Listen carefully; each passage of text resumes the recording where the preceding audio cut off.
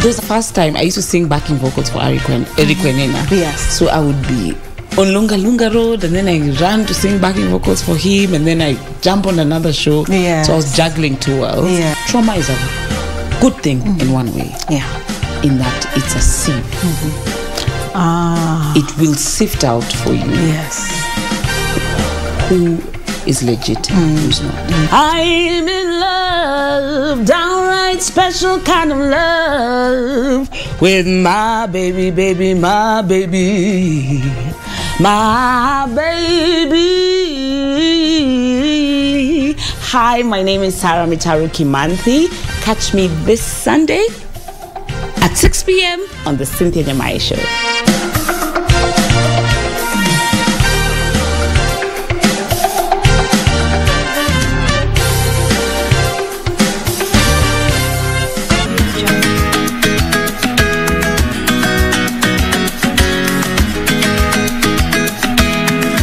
Naomba unisaidie na 50k tu, nitakuregeshea. Please. Please. Yako ni hayo tu. Mshaijifikiria wewe maisha yako atenda vipi? Hebu acha kuvurugwa, na ukivurugwa kidogo ushavurugika. Nenda kaka ufikirie. Sasa wewe hapa vile hujazoea. Utazoea wageni watakuja kila siku, watakuja kitoka. Yaani nisikilize tena kwa makini. Usisubutu tena kwenda hiyo place.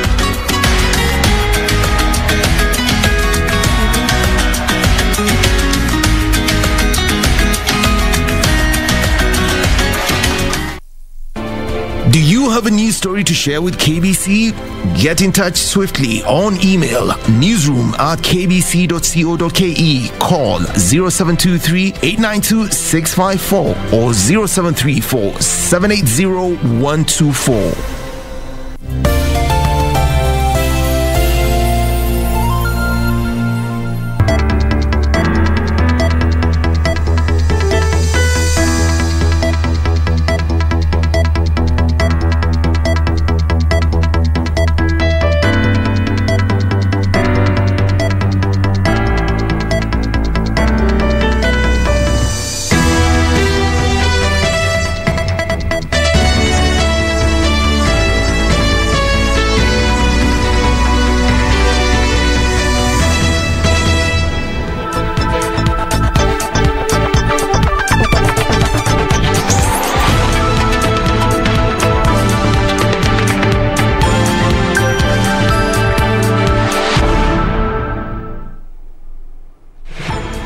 Good evening, I am Fayaz Qureshi with the Legends Edition on KBC Channel 1.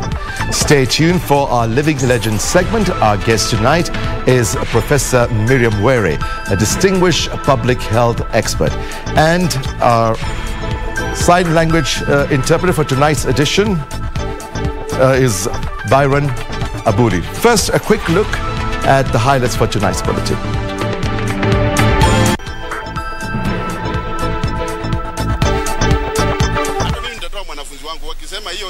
Kujenga hiyo dom, sina hiyo uwezo. Sasa hii ni wakati wa COVID, uchumi umekuwa mgumu, kila mzazi analia, na sisi hatungependa kwamba tuwe tunatoa pesa na wengine wakijenga magorofa. Cost of destruction in schools. Parents now feel the pinch. Watu milioni 8 tumeunda serikali mara 2. Ati hakuna mmoja wetu anaweza kutuongoza mpaka twende tuletewe mtu ya kitendawili ati akuja atuongoze. Democracy. Deputy President tells Kenyans to exercise right to vote. Operation Smile. Just what does it cost to make a child smile again?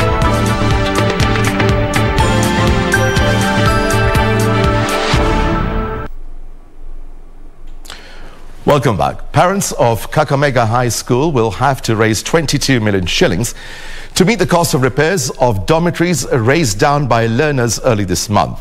The parents say the estimated 10,000 shillings per parent levy is punitive. The school's principal has, however, defended the decision, saying it was arrived at after a board meeting that included parents' representatives.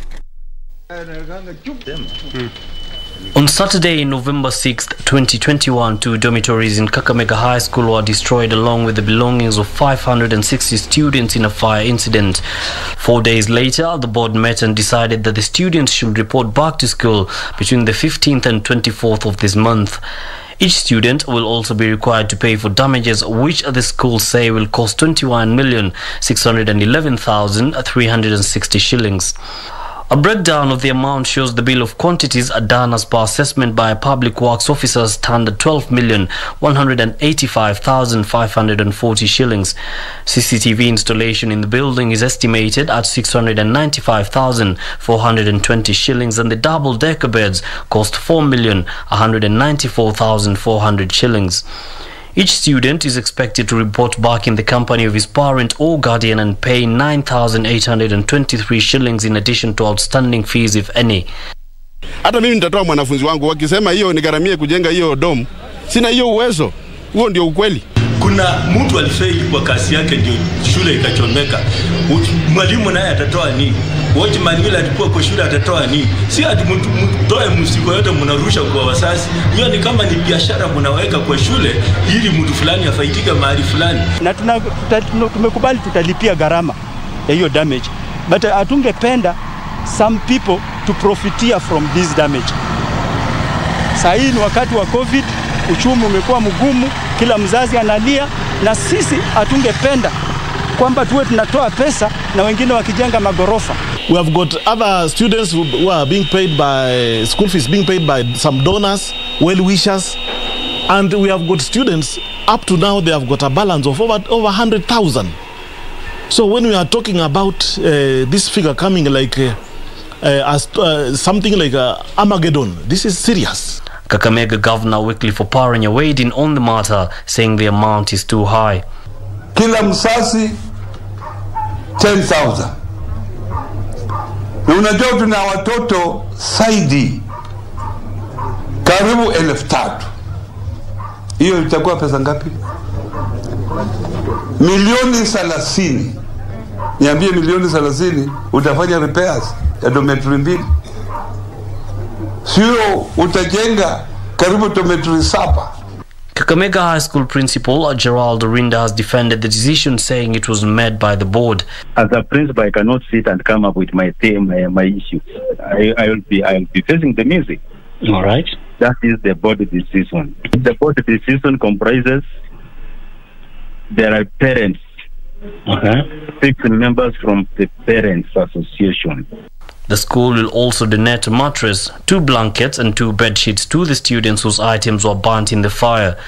16 students were arrested in connection with the incident. 15 were released and 1 is still in police custody as investigations continue. Yusuf Far reporting for Legends Edition. Deputy President William Ruto is asking Kenyans not to be coerced into supporting particular candidates in the 2022 general election. Speaking in Thika town during a tour of Kiambu County, Dr. Ruto said some leaders only want to secure power for their own interests. He cautioned Kenyans to be wary of such leaders. Deputy President William Ruto says some individuals who are forcing some leaders to rally behind opposition leader Raila Odinga are only interested in safeguarding their interests at the expense of millions of Kenyans. Watu wa Thika, mimi nauliza nyinyi, ati sisi watu milioni 8 tumeunda serikali mara 2, ati hakuna mmoja wetu anaweza kutuongoza mpaka twende tuletewe mtu ya kitendawili ati akuja atuongoze? Dr. Ruto, who was in Thika town to popularize his bottom-up economic model accompanied by a section of legislators, said many leaders are not interested in economic well-being of Kenyans and have no manifestos. Rege na hiyo mambo ingine ingoje kidogo. Singoje, kubadilisha uchumi kwanza. Ili hawa vijana tuwapangie ajira kwanza. Na hawa wafanyabiashara tuwapangie pesa ya kununua biashara yao kwanza. Na tupangie wakulima watuzalishie chakula ya kutosha, tuondoe njaa. We are charging you from Thika. You have no moral authority to lecture us on matters corruption. We know you have joined hands with Raila Odinga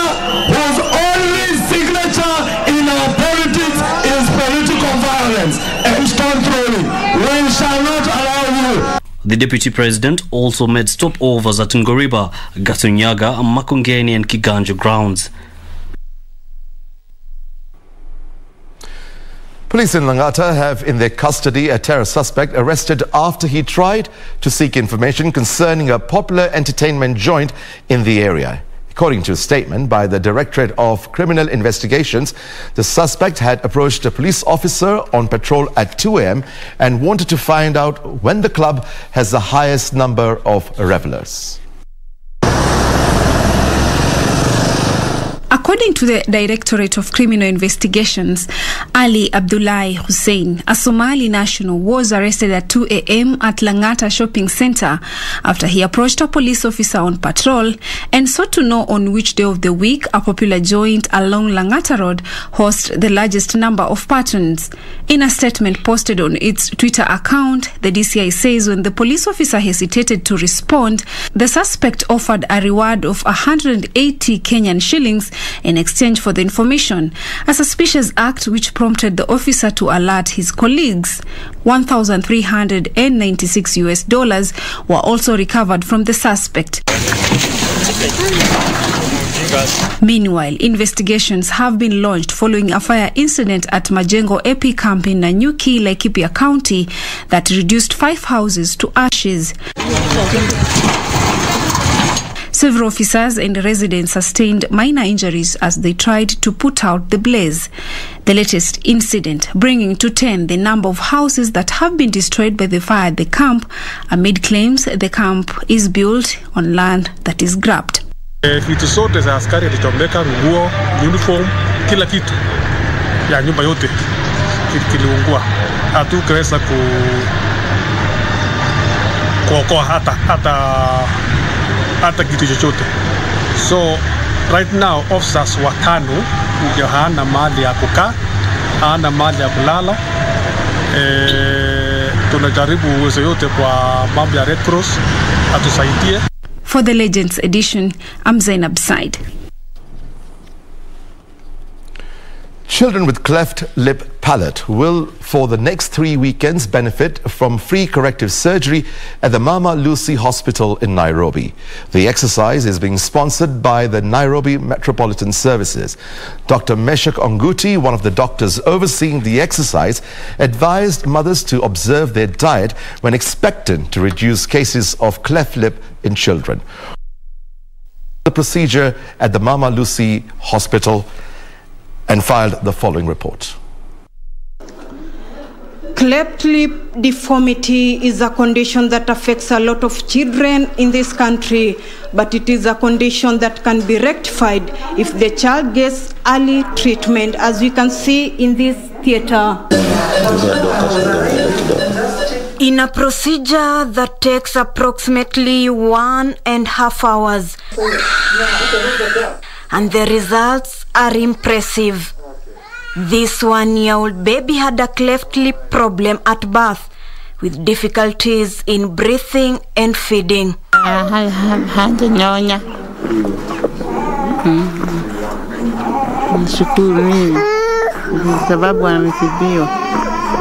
No nostril, no lips, and when her mother heard of the free corrective surgery at Mama Lucy Kibaki Hospital, she jumped at the opportunity. Nikaambiwa kuna kakitu hapa atatolewa na akapelekwa, na pia mwingine sasa nikazaa huyo mwingine nikaambiwa tu ako sawa. Sasa venye mimi nilitoka maternity kwenda kwa ni twins, nikalala next day, nikaamuka nikaulizia mtoto wangu, nikaambiwa mtoto wangu ako nasali, nikaenda nikaulizwa jina langu, nikasema hana, na nikaambiwa mtoto wangu ni huyu. By the way, mimi kuona mtoto nilistuka, hata mimi nikastuka kuona mtoto kama mimi sijaiona mtoto kama huyo. Lakini daktari aliniambia vizuri, mama usistuke, hii ni hali ya kawaida, lakini mtoto atatengenezwa na kuwe smart. Ungemwona siku hiyo na saa hii ungestuka, ungesema angekuwa hivi.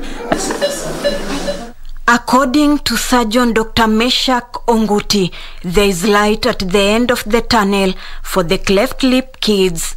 Where we're having a project helping children who have been born with cleft lip and cleft palate. Now, these are children, as you have been able to witness today, like the child who's just next to me here.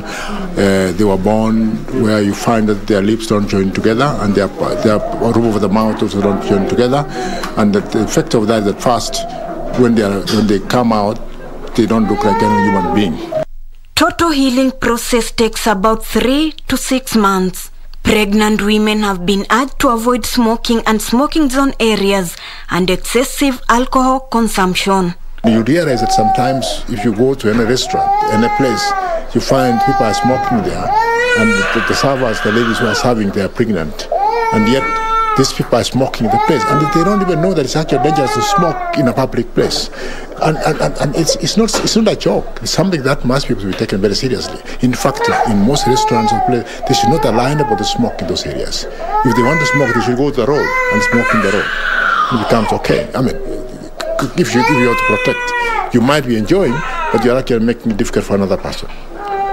The free surgery done by the Nairobi Metropolitan Services will run up to 28th November 2021 at Mama Lucy Hospital.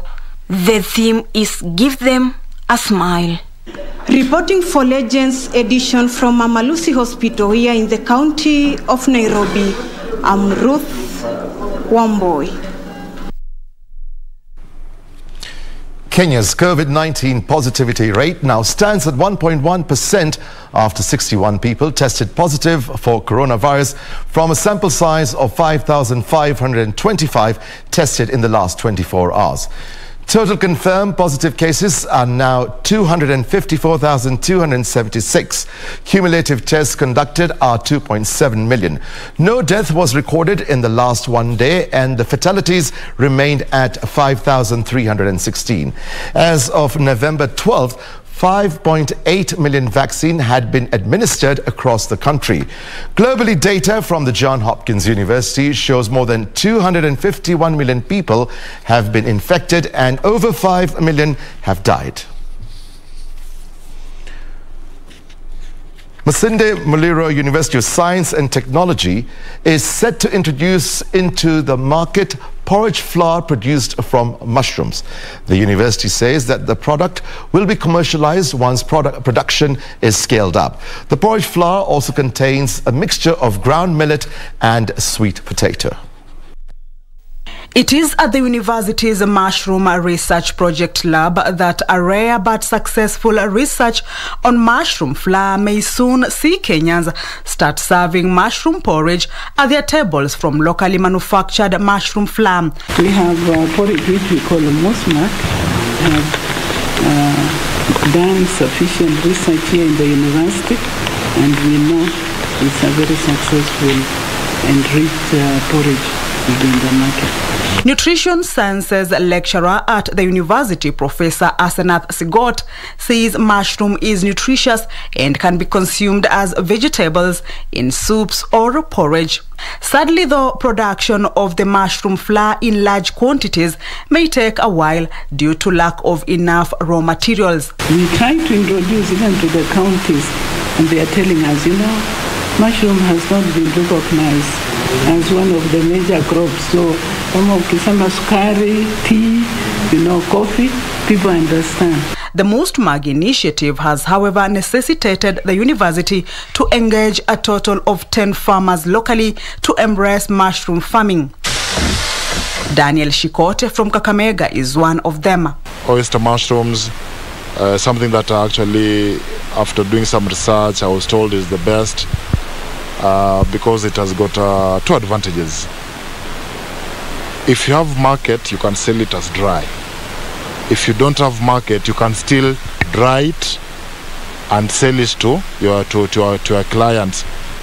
Whether fresh or dry, it doesn't lose its taste. Though mushroom is easy to farm, growing on a small space and can be harvested up to 4 times in a year, availability of spawns from where mushrooms grow remains a challenge. Spawns are like seeds in other crops. We have the knowledge, but we don't have right knowledge.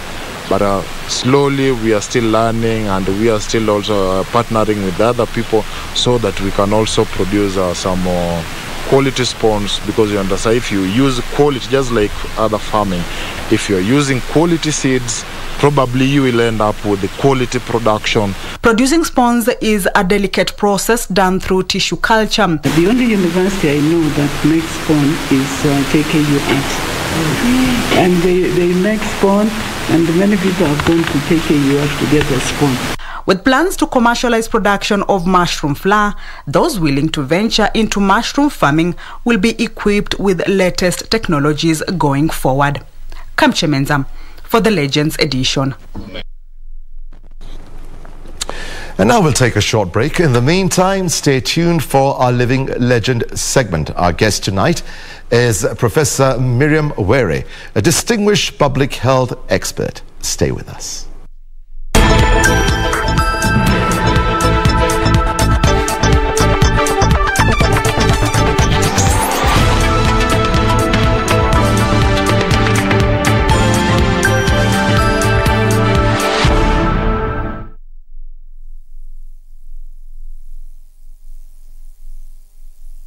Ili kupata skiza tune hii ya Dhiki Huleta Zaburi kwa simu yako, bonyeza *811 *815#. Na msibabaishwe na yale mnayoyapitia, hata yawe magumu kiasi gani, yote yatapita. La msingi ni kuweka tumaini letu kwa Mungu aliyetuumba. Katika kitabu cha Warumi 5:3, wala si hivyo tu, ila mnafurahia katika dhiki pia, mkijua ya kuwa dhiki kazi yake ni kuleta saburi. Amina. Ili kupata skiza tune hii, bonyeza *811 *815#, *811 *815#. Log on to the KBC website at www.kbc.co.ke to get the latest breaking news, entertainment, sports, politics, lifestyle or business trends from Kenya and around the world. Never miss new episodes from your favorite TV shows, reruns and movies. Just stream online or watch live on your YouTube channel at KBC Channel 1 TV shows. For the day's biggest stories, trustworthy news and family entertainment, log on to KBC Channel 1. Watch what you want anytime, anywhere.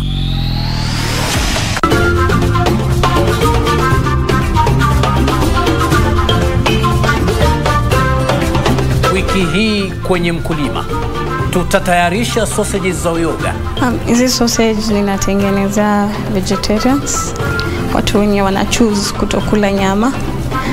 I also made them for people who eat wenye hawakuli nyama juu inawaharibikia. Kisha tuangalie mashine 2-3 ambazo urahisisha kazi ya mkulima. Share tractor ilianza kama project. Kwa tunatafuta mbinu ya kupunguza utumizi wa wanyama ama kutumia binadamu kama chombo cha kulima shamba na kufanya kazi ya machinery kwa shamba.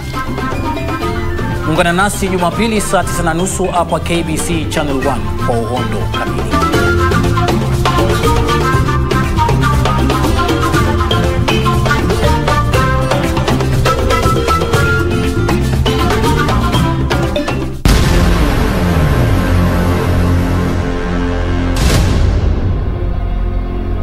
Remember the prophecy. Samson, chosen by the living God to be his hand of vengeance. It's his will, but it is not mine. Who is this God who gives you such strength? 3 vows were bestowed upon me. No wine, no touching the dead, no cutting of my hair. Are whispers of a Hebrew with great strength. It is a story for slaves, nothing more.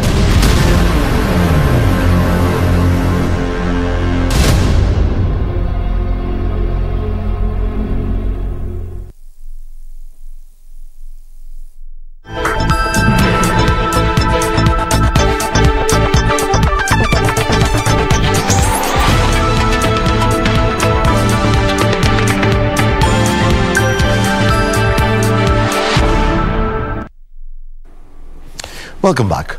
Parents of St. Mary Mother of Wisdom Primary School in Oljoro Orok constituency have taken it upon themselves to rebuild the school after it was razed down by unknown arsonists a week ago. Buildings at the school were reduced to ashes during the Sunday afternoon incident. More of this in our County News Roundup. The St. Mary Mother of Wisdom Primary School parents literally took their construction works in their own hands after an arsonist act last week to save their children the agony of studying in congested rooms at the nearby Catholic church. Some parents donated timber and other items, a local well-wisher, Engineer Mbatura Kariuki, volunteering to purchase textbooks for both teachers and learners. Hawa wazazi wanahitaji usaidizi. Sasa ni wazazi wanajitorea.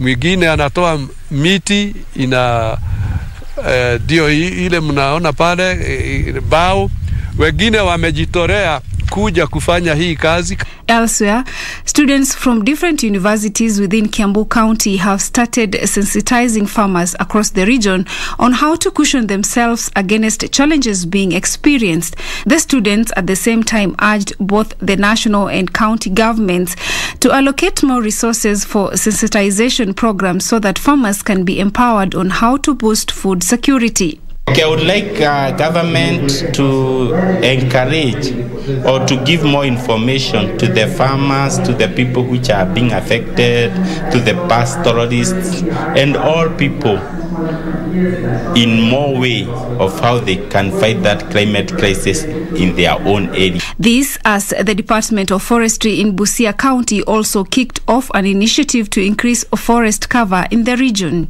And Nyandarua County government has partnered with the private health institutions to offer youth in the area training and priority in employment opportunities. Speaking during the first graduation at Nyahururu Medical Training College Health CEC, Dr. Njenga Mungai noted that with the establishment of more health facilities in the county and across the country creates more job opportunities for graduates. In Nyandarua, we have about 10 surgical theaters that are coming up. All those will require skilled people. Every county government is constructing theaters. Now, those people who have done theater technology, your future is very, very bright. In Nyandarua and nationally, the world is for the innovators. Meanwhile, the government, in collaboration with Border Safety Association of Kenya, National Youth Service and National Transport and Safety Authority, is training border operators in the country on how to promote road safety. At an annual meeting of border operators done from Mombasa County at Tononoka grounds, stakeholders lauded the road safety program, saying it will bring sanity to the growing border sector. Bodaboda watakuwa wanafanywa trainings katika ofisi za chief ambao ni karibu kabisa, ama ofisi ya DO ama ofisi ya DC. Kwa hivyo katika hiyo tunashukuru kuwa saa hii kama kuna mwanasiasa ataingilia kati atusaidie, hiyo well and good. Finally, over 1,000 households from Gaturi in Kiharu, Murang'a County are set to benefit from a multi-million water project being implemented by the Ministry of Water. Right, the evergreen Topi Liambila is all set with the latest in sports. Thank you so much, Fayaz. You are evergreen as well, but it's all on a very sporting version. Well, I'm Topi Liambila, and this again, once again, it's time for that sports roundup in the Legends edition this Saturday evening. Now, on the highlights tonight, we've got the Paralympics disappearance, AK seminar, and World Cup qualifiers on the international scene. Now, Kenya Mentally Handicapped Sports Federation has pleaded with the government to intervene and help find 2 players who disappeared during an international championship that was held in Portugal last week. Kenya National Paralympics Committee, KNPC, has already informed the international body, IPC, about the matter, and a report from the investigation is yet to be released. Handicapped Sports Federation, a team left the country for an international event in Portugal behind the knowledge of the office last week. We do not know even the athletes, the criteria they used to select those athletes who went to Portugal. So we do not know. This issue has been done behind KBC, and it has been done behind my knowledge. We wouldn't have known if not for IPC telling us that these two people have disappeared. After the end of the championship, 2 players were reported to have disappeared, and until today they are nowhere to be found. Some of the members who went in that delegation disappeared in that country. So it was brought to our attention that two members of that delegation who went as coaches did not come back and disappeared from the team camp in Portugal. This is a crime, as everybody knows, and this particular situation is unfortunate. Kenya National Paralympics Committee KNPC already informed the international body IOC about the matter, and a report from the investigations is yet to be released. Meanwhile, the federation has pleaded with the government to intervene and help find the 2 players. Frederick Muki for Legends Edition. Yeah, we hope that the 2 athletes will be found safe and sound.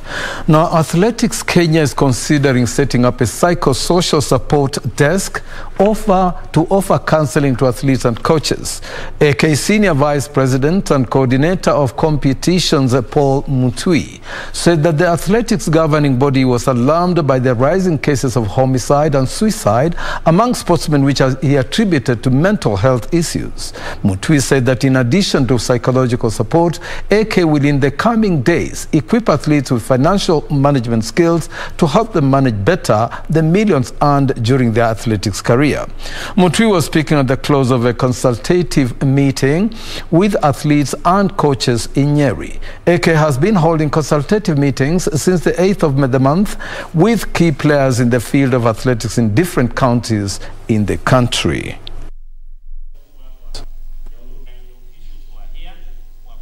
We'll be able to answer. In the first place, to listen ama tusikie wanakuanga na matahabu ya aina gani, ni labda ni vitu gani sinawafanya wasiwe tuseme kama elite athletes, kwa sababu wengi wao wanajaribu lakini hawafikii nyango za kuwa wanariadha wa kiinternationally. Basi tukaonelea tujaribu kwenda na tukaona twende karibu kila region ya Kenya ki michezo ya riadha. The Kenya Hockey Union KHU has urged the government and sponsors to come on board and according to KHU's Young Players Development Director Meshak Senge, the biggest challenge has been lack of enough equipment to facilitate the training of young players. The identification, mentoring and provision of opportunity to young talented players are the main objectives of Kenya Hockey Union's Young Players Development Program, which has been ongoing for the 3rd week now. The program runs at the stadium here at City Park every Saturday from 9 to 11 a.m. It's an initiative to try and nurture talent from a very young age into elite and high performance levels that will eventually help boost the standards of the national platform and theatre for hockey in the country. According to Meshak Senge, the Young Players Development Director, the initiative is geared towards developing young players with the right attitude for success, both in the sport and in life. It's a long-term hockey development program, so we are not in a rush. We are taking it a step at a time, and considering the ages that we're working with from under 10s. We've got an under 10s, we've got an under 14s group and under 18s group and under 21s group. For now, we have not yet kicked off with the under 21s, but we are working the numbers that we have for now are under 10s and under 14s. So as the program rolls out, then we will be able to gain the numbers on under 14s, and especially when the schools close, because you realize that under 18s most of them are school-going kids, and most likely are in boarding schools. So when the schools close, then we'll be having a boost of numbers. But the program is a national program. This is a pilot in Nairobi, but then we have centers of excellence in other parts of the country which we are yet to roll out.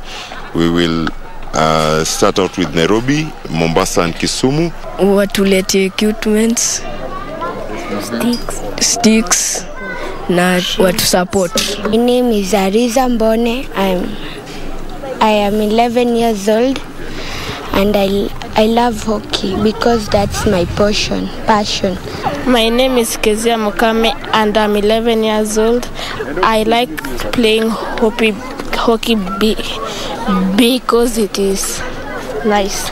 This is a project that was initiated by Kenya Hockey Union in a bid to nurture talent at a tender age and promote the game of hockey within the country. Reporting for Legends Edition from City Park, Nairobi, my name is Frederick Mwoki. Apologies for that hiccup on the hockey story. Now, Chess Mashinani. St. Clement's Educational Center Limuru won the Chess Mashinani Kiambu edition for overall title in one-day championship that was held Saturday at Sigona. The championship, which brought together 150 players, was used to select a team that will feature in the African Schools Individual Championships that will be held in Nairobi this December. 150 players drawn from different schools including Valley Crest, Jevadan, Janel, Kivulini, St. Clements among others took part in the Chess Mashinani Kiambu edition. Ella Kendi won gold in the under 8 years old category, while Mohi Sean won a silver medal. The performance today was good. I got 1 mark, but I'm not trying to lose hope. And today I have had good games that I've played. I have tried my best to reach until the final round. Veronica Nyambura settled for a bronze medal. In the under 11 years category, Kenneth Kimani won gold, while Samuel Mboya claims gold in the under 16 category. I just need to recommend that all the schools that are in Kenya should just adapt chess as a tool in reinforcing other subjects in the classroom. Something that I can tell them is that we have very, very many talents here. So the best thing they can do to help us is pick those learners who are good at it and maybe sponsor them. Maybe they can play for Kenya at international tournaments or something like that. It would really help. My recommendation will be that there is need for more information about when chess tournaments are happening, and to have more chess tournaments even at a more local community level. And also I will ask them to encourage members of the community to build chess clubs. The championship was used to select a team that will feature in the African Schools Individual Championship that will be held in Nairobi this December. Now, fitness enthusiasts from Eldoret, Nairobi and Kisumu counties today took part in the first ever CrossFit Challenge held at the Ruper's Fitness Center in Uasin Gishu County. The challenge was multidisciplinary, one with various activities that included an outdoor and indoor CrossFit workout, a spin class, as well as a swimming challenge. The challenge was geared towards developing athletes' all-round fitness through focus on cardio, weightlifting and gymnastics. More the report.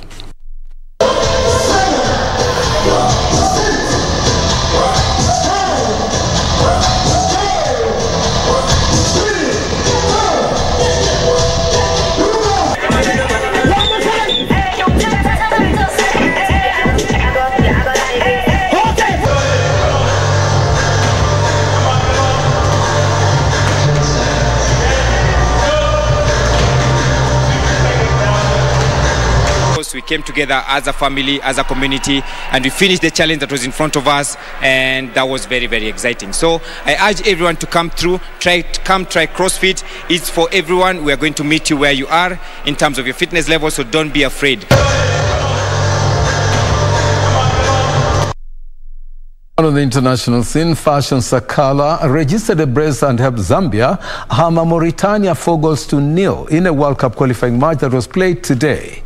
Meanwhile, Cameroon registered a similar victory over Malawi at 4-0. World Cup Qatar 2022 qualifier. Chiluya, great ball in, and Zambia have the lead through Patson Daka, the Leicester City forward, back from suspension and back on the goal trail. Up as an attacking force, and they're being stretched by Zambia. Another chance for Daka, unselfishly for Sakala to make it 2-0. 2 goals in the space of 2 minutes for Zambia. Kangwa for Daka, lovely cushion ball for Kangwa. Is he brought down by the keeper? The referee looks to point to the penalty spot. Fashion Sakala sends the goalkeeper the wrong way and wears a big smile as he makes it Zambia 3, Mauritanian. It could be in here, and it's stuck away for the hat-trick by...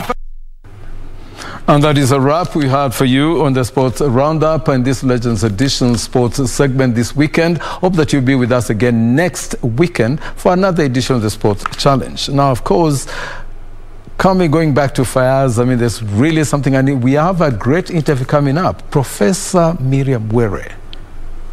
Very interesting. I had the interview with her this afternoon. Yes. She is an absolute legend, Choppy. A national treasure would be the right words to describe her. So I hope the viewers... I'm very humble at that, very humble. She's really like very quiet and very reserved. Really interesting. I think we're going to look forward to this interview. We're going to that will come up after the commercial break. But for now, it's Topi Liambila saying goodbye. For now, have a great weekend or what's left of it, and of course the new week. Until next weekend, when we meet again for another sports show. Hope you enjoy yourselves. Keep it at KBC Channel 1. Over now to Fayaz after the break.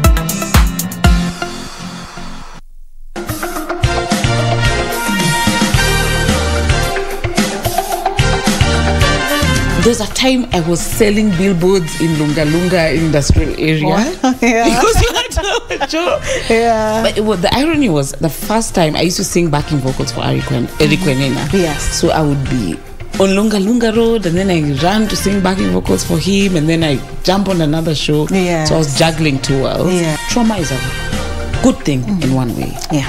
In that it's a sieve.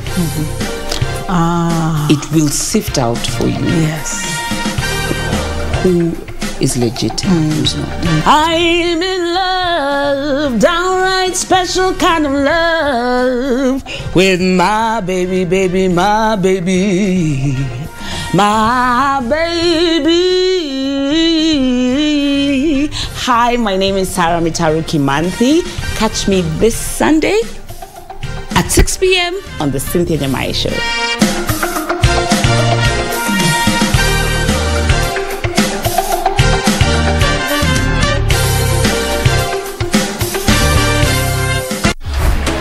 Buda, pesa yako. Oya, lipiaga Ronaldo pia wewe.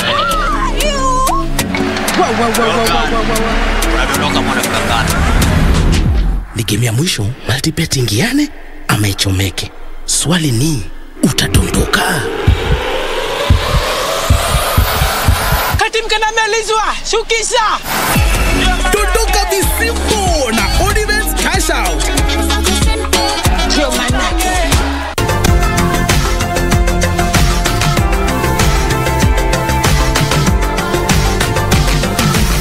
Behind increasing cases of preterm birth. Preterm birth we define as any birth before 37 weeks of gestation. Who is at a risk of developing these complications? People with poor economic status tend to be more vulnerable to have those. I'm just trying to understand whether preterm babies can be helped. Find every center has the age at which they're going to be able to salvage the babies.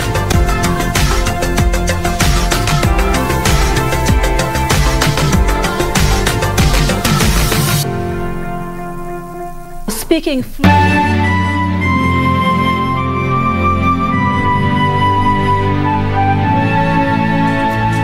Nini? 50 bob yangu. Kama Kalungu tutakulipa leo usiku. Sitakuwa hapo usiku, nipatie 50 bob yangu. Dionisi waambie. Hapana. Msipolipa pesa zangu ndatupa kila kitu yenu kule nje. Ondokeni. Bas. Unashindania mifupa na nyama iko.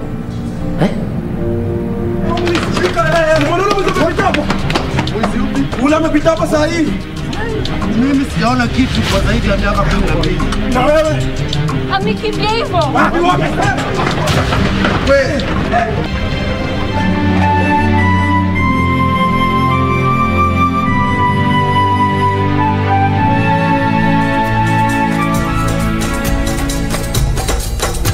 Make a difference, change lives as we tell our different stories. Under the United Nations Convention on the Right of Persons with Disability 2011, we say that nothing about us without us. Our aim for this day was to bring all the partners together as we do the work and to raise funds for the therapy center.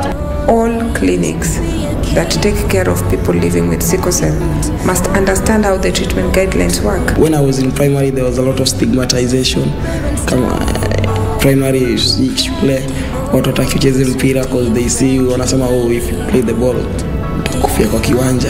Incredible cause we're differently abled, differently.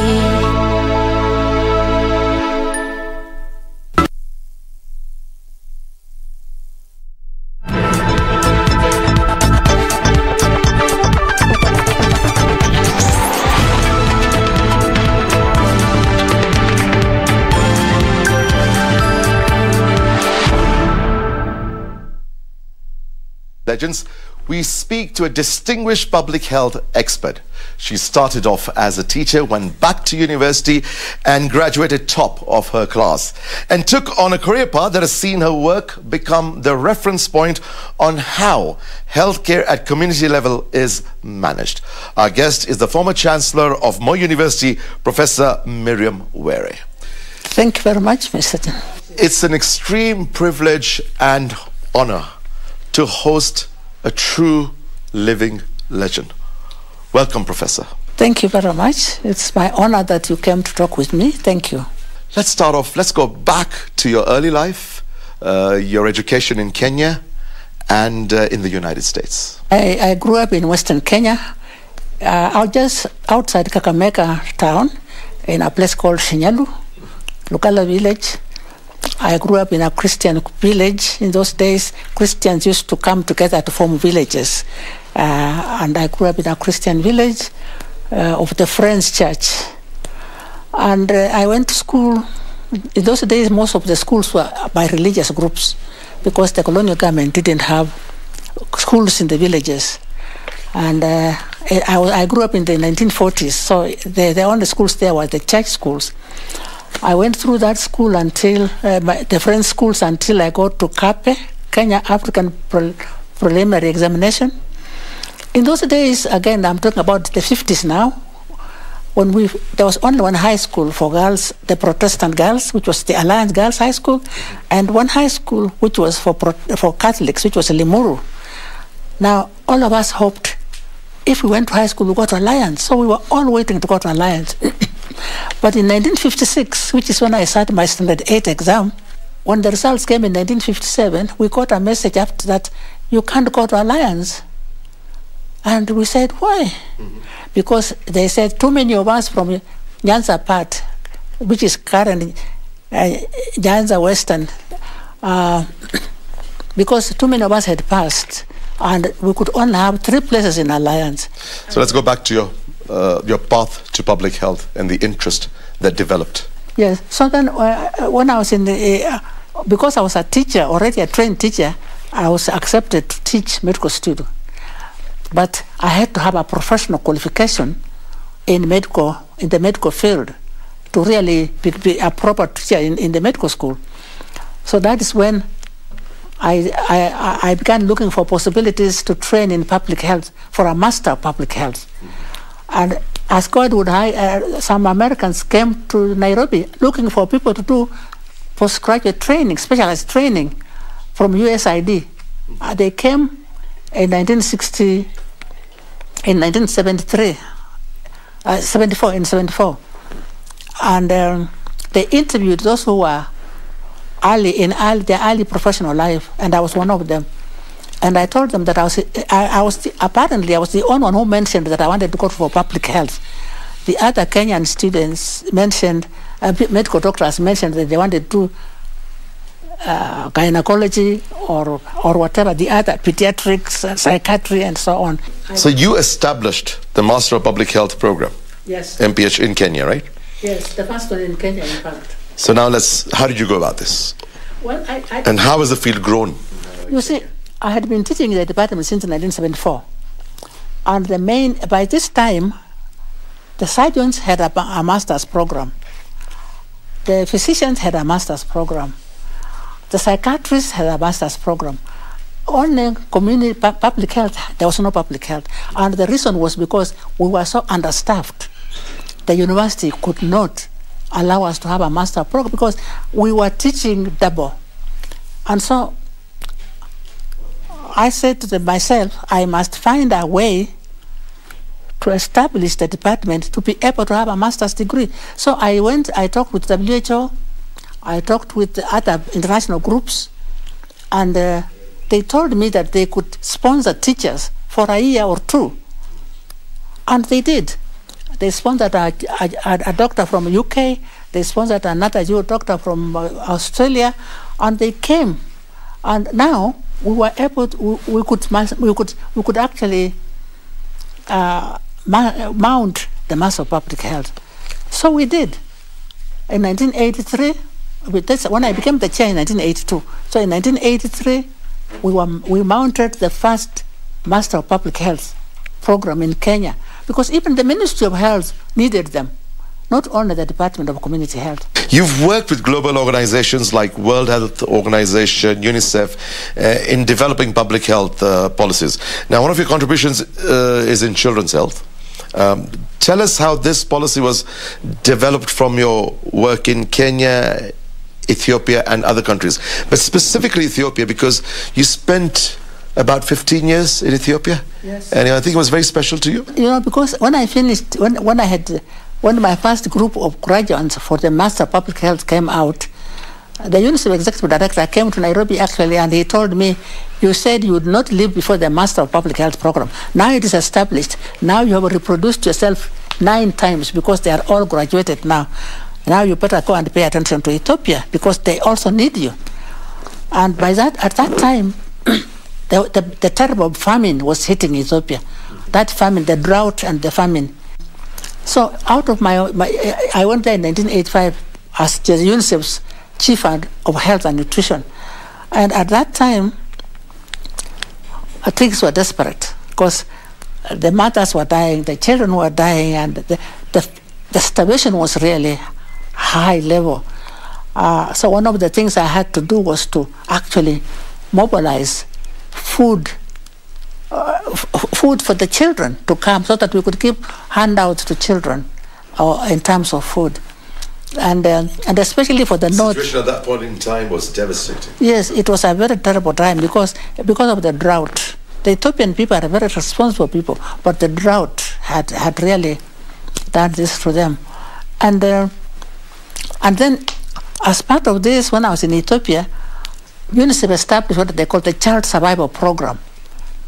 And they had a task force for the Child Survival Program, and I was a member of that task force. And many of the people in the task force were from the West and from the North. But I could give examples from the grassroots in my work in Kenya and in my work in Ethiopia. And always it was the importance of the community health worker, not the nurse. The nurses are important, doctors are important, and I'm not saying we should disband those, but I'm saying they will not be enough. Now, you've been honored not just in Kenya, but also by other nations. Tell us about the Hideo Noguchi Africa Prize given to you by the Japanese government. Then you had the Queen Elizabeth II Gold Medal for Public Health, the George G. Talbot Award of the National Council of International Health. All these international awards.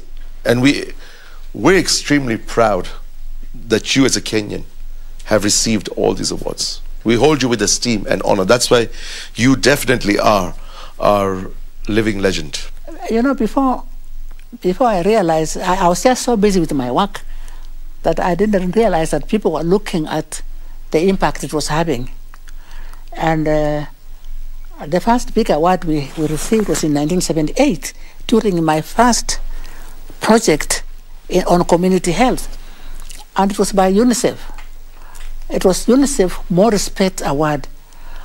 And so when I was told that, oh, the Department of Community Health has won the UNICEF More Respect Award because of your project, I said, oh, so our project is important. They said, yes, because you are giving a good example on how primary health care can be made alive. And it has $15,000 worth. But it's not $15,000 for you, but for the University of Nairobi. So the UNICEF rep gave it, we were all there at the reception, and they gave this to the Vice Chancellor, they checked to the Vice Chancellor, and the Vice Chancellor gave it to the department chair, Dr. John Bennett. And Dr. John Bennett said, this is going to the first computers of the department. And they bought the computers. So and then later on I learned that that is the first time an African institution had won the More Respect Award. So I was very excited and I was very happy. And then others have come, other awards have come, and the one that surprised me the most was the Hideo Noguchi Africa Prize. Yes. Because I was told that there was a competition, a continental competition of nominations. Japan had set up a prize for the whole of Africa to nominate the person they felt should have the award. And so there were many, there were surgeons, there were many people, and there were these awards were two. You are either pure research, where you do medical research, or expansion of health services.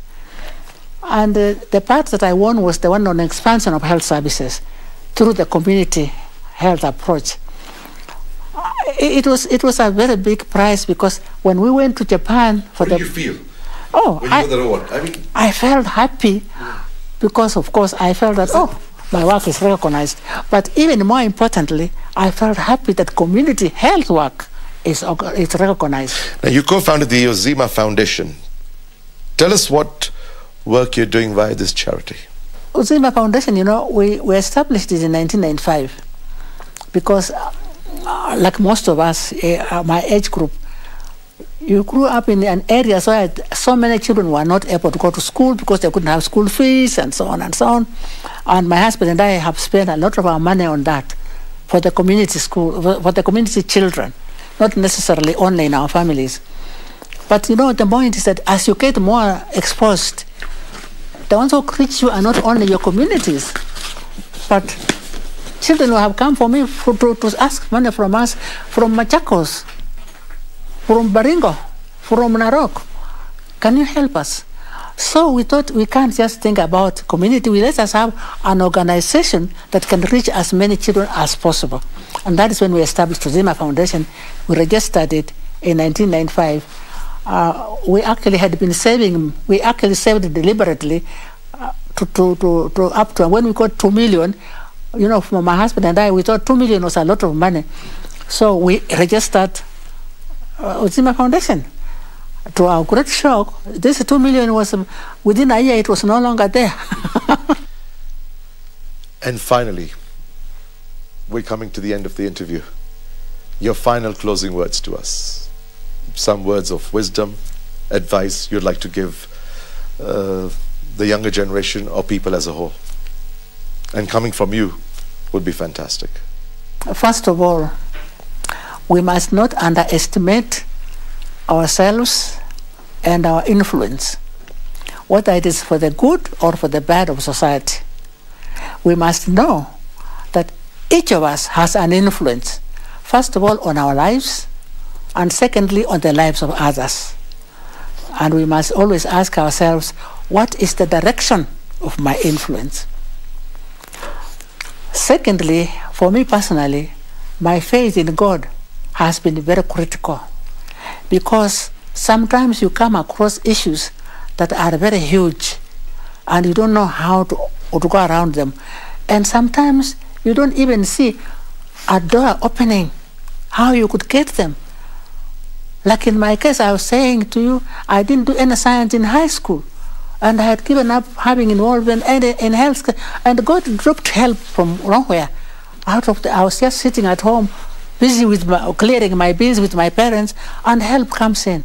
So I think that we can get help without knowing where it is coming from, but it's coming from God.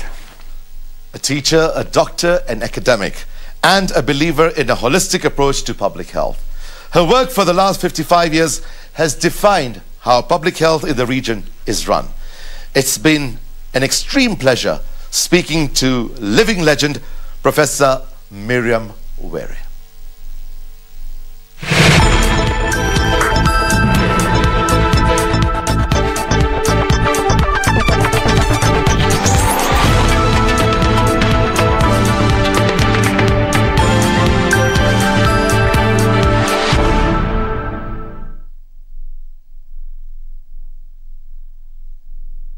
Woman.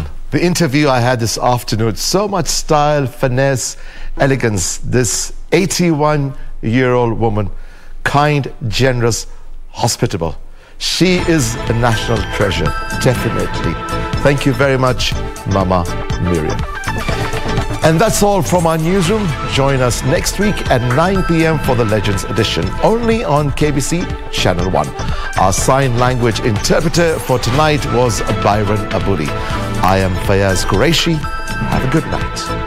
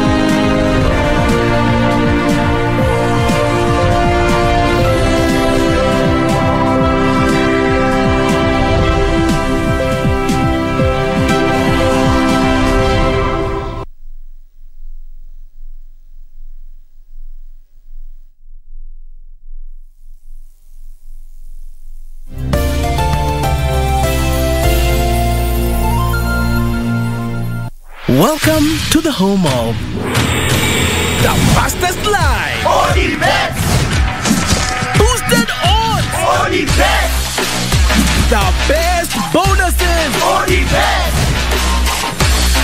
instant payout, all the best, push, and even cashback, all the best, all the best, bet extraordinary.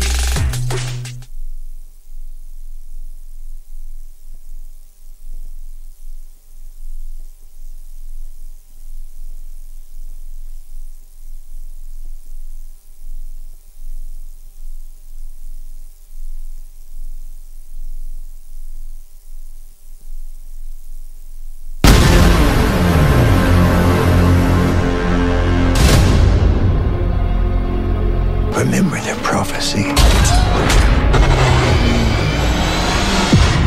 Samson, chosen by the living God to be his hand of vengeance. It's his will, but it is not mine. Who is this God who gives you such strength?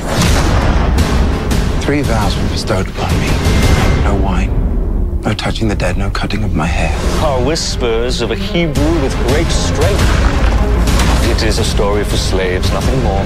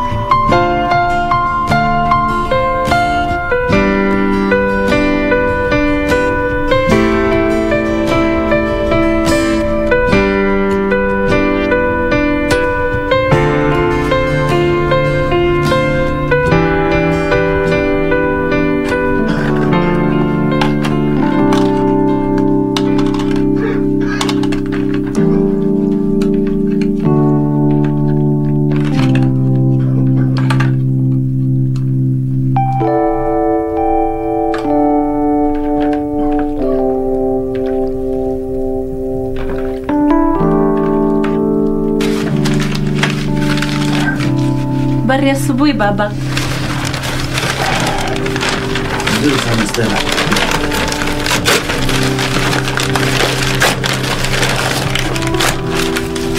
Yoni chai? Silimwagika? Si yote.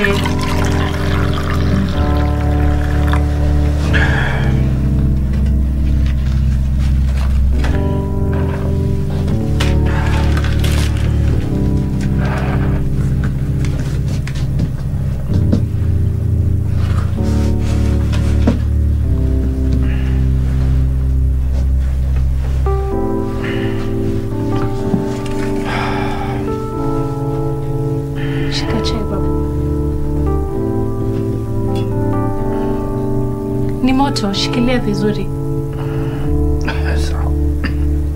Kuna ugali kidogo imebaki.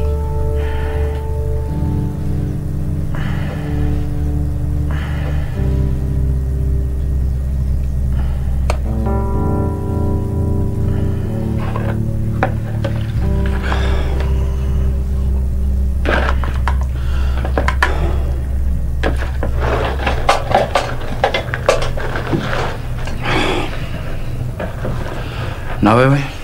Mimi niko sawa baba, nishakula. Sikusikia ukikula. Lazima nisikie ukikula.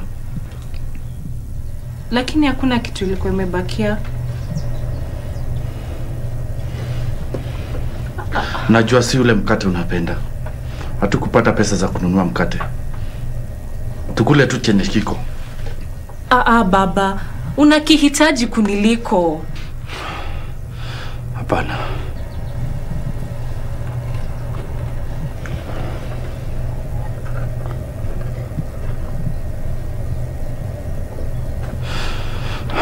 Tumebaki na pesa ngapi?